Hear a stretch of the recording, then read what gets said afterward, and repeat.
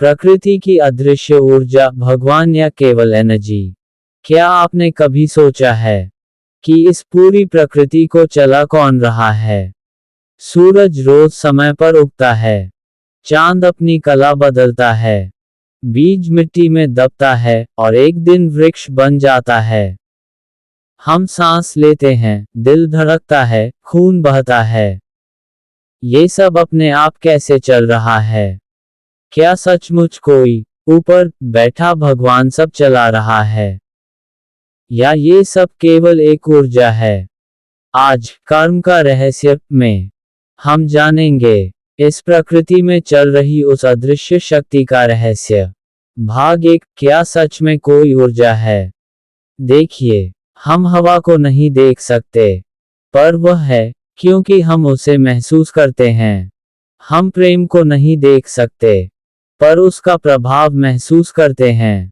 उसी तरह इस सृष्टि में एक शक्ति है जो दिखती नहीं, पर हर जगह काम कर रही है। विज्ञान इसे ऊर्जा एनर्जी कहता है, आध्यात्म इसे परमात्मा कहता है। भाग 2, शास्त्र क्या कहते हैं? श्रीमद् भगवद गीता में भगवान श्री कृष्ण कहते हैं, मतः परतर नान्यत् किंचिदस्ति धनंजय। हे अर्जुन, मुझसे ऊपर कुछ भी नहीं है।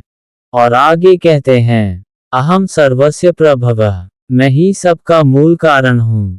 यानी जो शक्ति सब में प्रवाहित है वही ईश्वर है। उपनिषद कहते हैं, सर्वम खल्विदम ब्रह्मा, ये संपूर्ण जगत ब्रह्मा है। मतलब ईश्वर कहीं बाहर नहीं, वह ऊर्जा रूप में हर कण में है।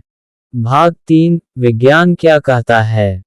विज्ञान का सिद्धांत है, ऊर्जा न बनाई जा सकती है, न नष्ट की जा सकती है, वह केवल रूप बदलती है। जब शरीर मरता है तो शरीर मिट्टी बन जाता है, पर चेतना, वह कहाँ जाती है? यही प्रश्न आत्मा और ऊर्जा का है। विज्ञान उसे एनर्जी ट्रांसफॉर्मेशन कहता है, आध्यात्म उसे आत्मा की यात्रा कहता है। नाम अलग हैं, पर संकेत एक ही है। भाग 4, अनुभव का सत्य। ध्यान में बैठे व्यक्ति को शांति मिलती है। वह कहता है, मैंने भगवान को महसूस किया। योगी कहता है, मैंने शक्ति का अनुभव किया। वैज्ञानिक कहता है, ये कॉस्मिक एनर्जी है। परंतु तीनों जिस चीज को महसूस कर रहे हैं वह एक ही है। जैसे पानी को कोई वाटर कहे, कोई जल, कोई पानी, पर पदार्थ एक ही है। भाग 5, कर्म से जुड़ा रहस्य। अब सबसे बड़ा प्रश्न, अगर यह ऊर्जा हर जगह है तो क्या वह हमारे कर्म भी देखती है? उत्तर है हाँ, क्योंकि हमारा हर विचार, हर शब्द, हर कर्म ऊर्जा है। जब आप क्रोध करते हैं तो नकारात्मक ऊर्जा फैलती है।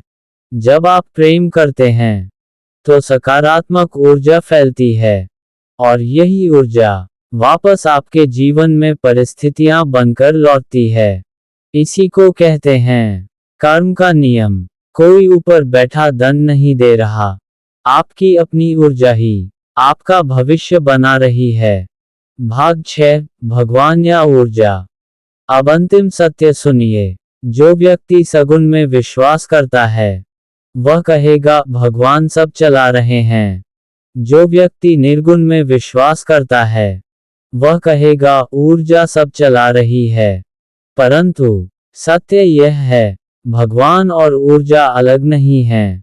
भगवान वही सर्वोच्च चेतना है जो ऊर्जा रूप में हर जगह प्रवाहित है। अंतिम संदेश, जब आप अकेले होते हैं फिर भी कोई आपको संभाल लेता है। जब आप टूटते हैं फिर भी भीतर से ताकत मिलती है।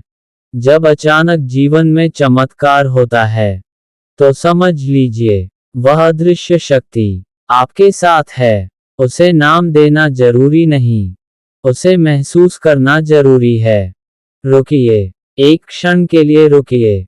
अगर यह पूरी सृष्टि एक ही ऊर्जा से चल रही है तो सामने वाला भी उसी ऊर्जा का अंश है जिसका अंश आप हैं। फिर हम एक दूसरे से नफरत कैसे कर सकते हैं? ईर्ष्या क्यों? घृणा क्यों? अहंकार क्यों? जब आप किसी को दुख देते हैं, तो आप उसी ऊर्जा को चोट पहुंचाते हैं, जो आपके भीतर भी धड़क रही है। याद रखिए, आप सिर्फ शरीर नहीं हैं। आप ऊर्जा हैं, आप चेतना हैं, और जब आप अपने कर्म शुद्ध कर लेते हैं, तो वही ऊर्जा आपके जीवन को प्रकाशमय बना देती है। अगर आपको ये ज्ञान स्पर्श कर गया हो, तो कमेंट में लिखिए, मैं ऊर्जा हूँ, मैं चेतना हूँ।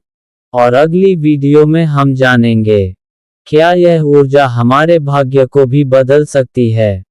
जय श्री कृष्ण। कर्म का रहस्य में फिर मिलेंगे।